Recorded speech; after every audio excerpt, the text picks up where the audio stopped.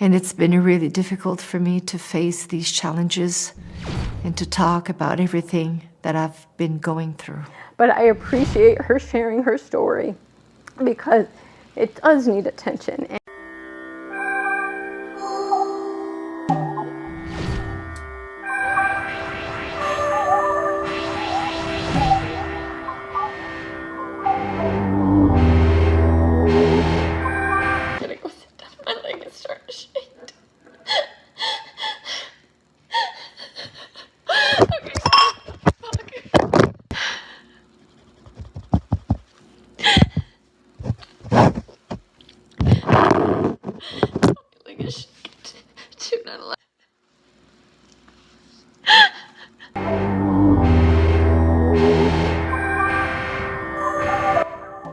Banji ku ffe tumumanyi, tumwagala nnyo, tuzze tumugoberera olw'okwatiikirira ennyo mu kisawo ky'okuyimba.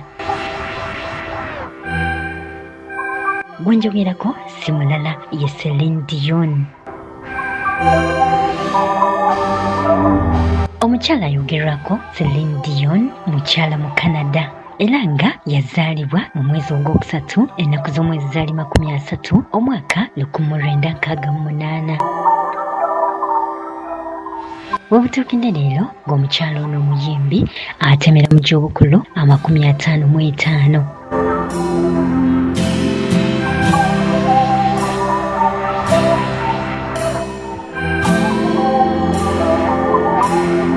Yayatiikirira nnyo naddala mu kisawo eky'okuyimba olw'okubeera omukugu era nnakinku alina eddoboozi ng'ery'ennyonza nga bw'ayimba wamma ggwe bangi banyeenya emitwe kano kw'otadde n'ebigere so nga n'abalala banyenyeza ddala ku gali b'enjole olw'ennyimba ze okubeera empoomu ennyo era enseeneekerevu.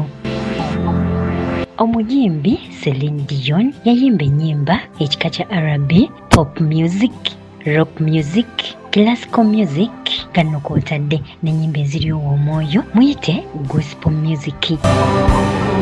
Omukyala ayogerwako omuyimbi Celine Dion yafumbirwa wabula we butuukidde leero baabuwe gono nnamwandu w'omugenzi Reni Angelil era ng'omwami Reni yamuzaalamu abaana 3 balambirira nga nno kw'otadde n'abalongo. Kino nno omukyala Celine Dion kimufuula okuba nnaalongo era ne kimuwa ekitiibwa ekya nnaalongo.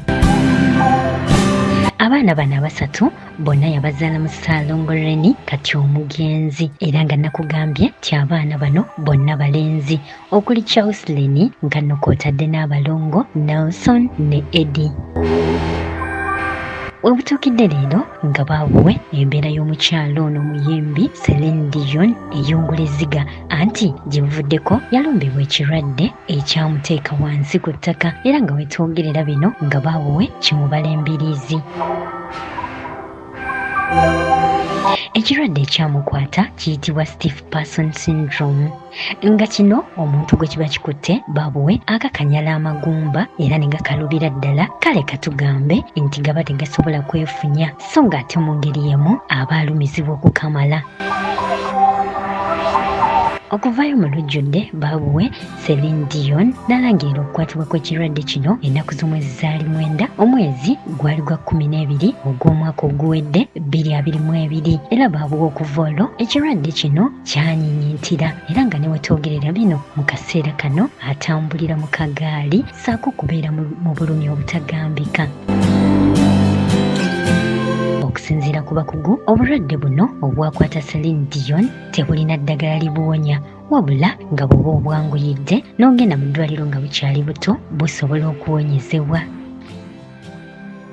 Okusinziira ku bakugu tekimanyiddwa bulungi kiki ekireeta obulwadde buno. Tebirizibwa nti wabeerawo okulumbibwa kw'abasirikale b'omubiri okusingira ddala ekirungi ekimanyiddwa nga protein ekigambibwa okuleetebwa mu bufunze ekiyitibwa GAD ng'ono mu ngeri yemu yakola ekirungi ekimanyiddwa nga GABA mu bufunze birumbibwa kale nno ekiviirako ekirwadde kino okukwata omuntu naye nga byonna abasawo bagamba bakyagenda mu maaso n'okunoonyereza ku ndwadde eno. Omukyala ayogerwako Nnaalongo Celine Dion yatandika okuyimba nga wa myaka 5 mu famire ey'abaana 14 mwe yazaalibwa, wabula mu myaka egy'okumwolwenda 8 nga gitandika yayingirira ddala ekisawe ky'okuyimba era n'ayatiikirira nnyo naddala mu myaka 1900 webutuukidde leero nga yakafulumya ennyimba eziwerera ddala 137 mu luzungu ne mu lulimi olufalansa. Ezimu ku nnyimba ze ezayatiikirira ennyo mulimu My Heart Will Go On, All By Myself, If You Asked Me To, Where Does My Heart Beat Now, The Power of Love, Because You Loved Me, n'endala nnyingi. Mu kaseera kano ennaku ntono emabega omukyala Celine Dion yasazeewo okuddayo ku ttaka ly'obujjajja mu ggwanga erya Canada baabuwe ab'enganda ze bagire nga bamujjanjabako kubanga mu kaseera kano naawe bw'omulabako embeera ye eyungula ezziga.